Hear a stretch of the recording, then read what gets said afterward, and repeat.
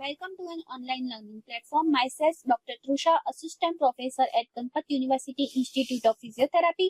In last lecture, we learned about the types of wheelchair. In today's lecture, we learn about the wheelchair options and accessories. So first of all, it is a caster lock. Caster are the small front wheels. Locks are sometimes selected to allow the patient to lock the caster outside or in front to provide a larger base of support during transfer. The caster lock means wheel lock. We lock the wheel by the manually. Then crutch or can holder. It is a small cup at the base of the wheelchair with the strap to and the top to allow transportation of this ambulatory aids. Then anti-tipping device placed on the back tipping lever. This device prevents the patient from tipping backwards in the chair but also limit the going upstairs. Then heel holder device, a mechanical brake that allows to go chair to go forward but automatically brakes when there is a chair goes in reverse. It is useful for a patient who are not able to ascend a ramp or a hill without a rest. In which when we are on the slope, when the chair is reversed, the automatically brake holder can be occur. Then lock extension, metal tubes placed over the standard lock to make it easier to lock the rear wheels, appropriate for someone with arthritis and upper extremity weakness. Then wheel and rim covers, using covers made up of plastic or other material for increasing grip friction.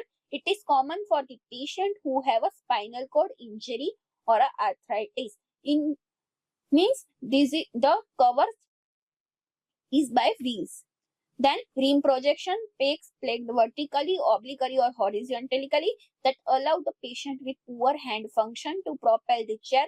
Horizontal or oblique pegs can be widen the wheelchair, may limit the maneuvering in the home. Then detachable footrest, in which the footrests are removed manually. Need for the stand and pivot transfer. Then elevating leg rest, raise the lower legs to assist the lower extremity circulation, edema prevention, and orthostatic hypotension. In orthostatic hypotension, when we change the position, the changing of your blood pressure.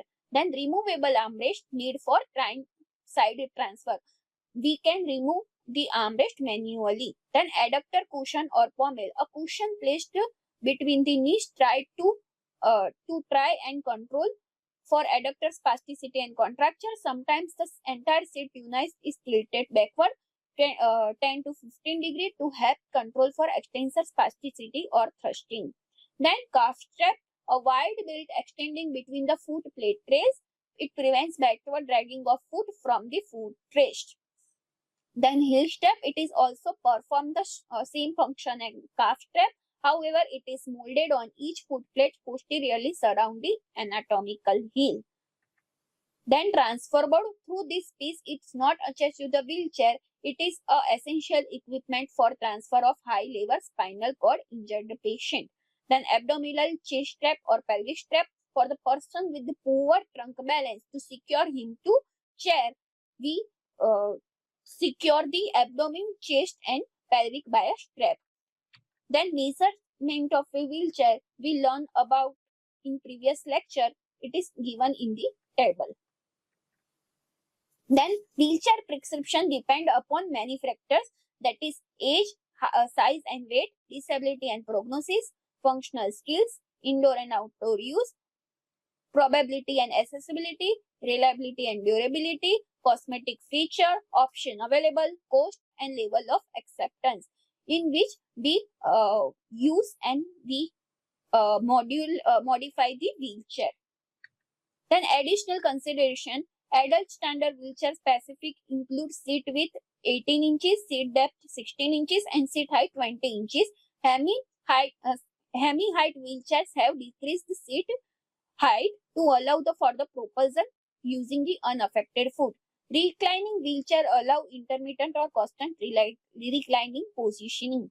Tilt-in space wheelchair allow for a reclining position without losing the required 90 degrees of hip flexion and 90 degrees of knee flexion. The entire chair reclining without anatomical changing in the position. Importance of good measurement. The good measurements has to be considered to avoid many problems. Too narrow seat, uncomfortable, difficult to assess and developing pressure sore. Too wide seat, leaning to one side, promoting scoliosis and difficult for propulsion or moving forward. Too shallow seat, less area of contact, more pressure over the soft tissue, which prone to develop the pressure sore. Leg support to feet and legs and poor balances. Too deep sit, restricted leg circulation, extended leg, forward slide in the chair, difficulty proportion. Then last topic is transfer skill. A wheelchair person must be taught the following skill in order to achieve independence. This is basic skill: pushing the chair on uneven and rough surface, using the chair on a slope, turning on the chair. An advanced skill include the push the chair over the 5 cm step, jump the chair sideways, mount and adjust end of flight of stairs, transfer into the car and balance on the rear wheels. Then transfer from wheelchair to sling, removal of foot plate, transfer from chair to bed, chair to toilet, chair to car, chair to bath or and chair to foot. These are my references. Thank you.